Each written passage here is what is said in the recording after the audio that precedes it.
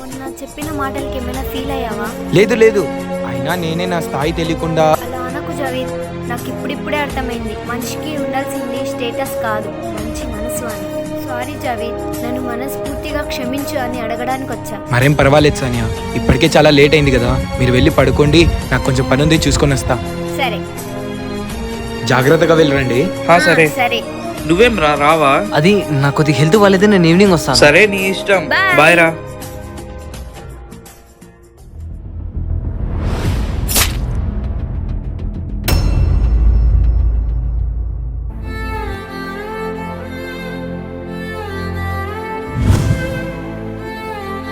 దొంగ దెబ్బ తీసి తప్పించుకున్నారా? మనం అంతకు మించిన పోటు వేయాలన్నా. అంతకు మించిన పోట. అదే వెన్నుపోటు. వెన్నుపోట అదెలా? ఇలా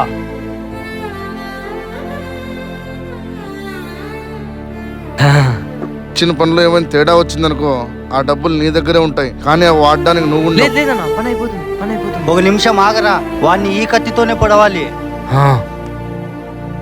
నమ్మచ్చారా ఈ కుక్కని? నమ్మచ్చునా, ఈ డబ్బులు ఎంత మంచి మనిషినైనా మార్చేస్తుంది.